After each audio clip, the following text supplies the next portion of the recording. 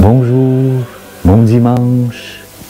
C'est le 4e dimanche de préparation avant Noël, donc on est dans le 4e dimanche de l'Avent où on allume la chandelle, donc la 4e chandelle. Et vous savez, les humains, là, quand on se sert la symbolique, comme la chandelle, c'est une symbolique, la couronne, c'est une symbolique, c'est que ça nous aide à rentrer dans cette préparation-là, parce que, tu vois, les humains, là, c'est rien de donné, là, c'est rien qui vient automatique, là. Il faut prendre les moyens pour le faire, et puis en le faisant, on prend conscience que je suis en route vers quoi? Noël, en tout cas. On en reparlera. Mais j'aimerais vous lire le texte du dimanche, donc c'est de l'Évangile de Luc encore, et c'est du chapitre 1, du verset 39 à 46. Et voici. En ce temps-là, Marie partit en hâte pour se rendre dans le haut pays, dans une ville de Juda. Elle entra dans la maison de Zacharie et salua Élisabeth. Or, lorsqu'Élisabeth entendit la salutation de Marie, l'enfant bondit dans son sein et Élisabeth fut remplie de l'Esprit Saint. Elle poussa un grand cri et dit, « Tu es bénie plus que toutes les femmes, béni aussi est le fruit de ton sein. Comment m'est-il donné que vienne à moi la mère de mon Seigneur? Car lorsque ta salutation a retenti à mes oreilles, voici que l'enfant a bondi d'allégresse en mon sein. Bienheureuse celle qui a cru, ce qui lui a été dit de la part du Seigneur s'accomplira. » Wow! Incroyable, hein? Vous savez, les prophètes ont annoncé les choses. Hein? C'est assez spécial comment Dieu agit à notre monde. C'est pas les médias. Il y a comme une préparation. C'est l'histoire. Il entend l'histoire humaine, mais c'est pas du kazoum, pouf, puis de la magie. C'est là, pas vite par l'histoire humaine. Et les prophètes avaient annoncé les choses. C'est ça qui est formidable. Alors, quand on regarde le texte, là, rien de compliqué, là.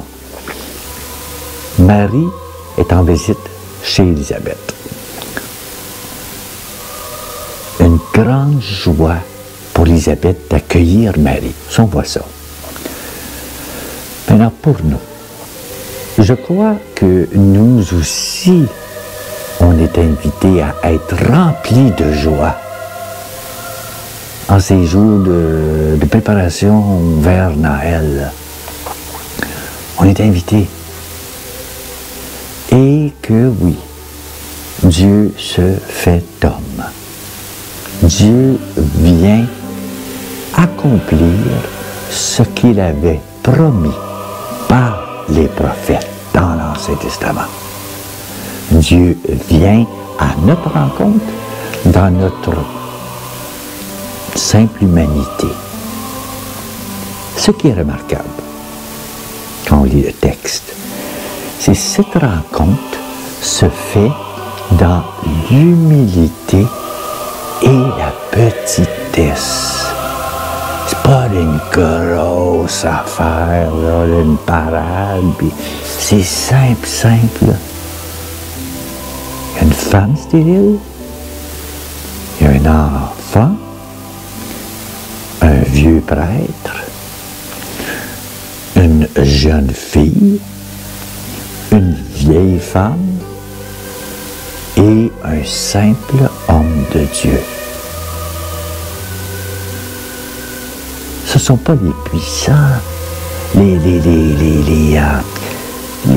savants, les riches qui reçoivent la bonne nouvelle que Jésus va venir, la bonne nouvelle du salut, comme on dit.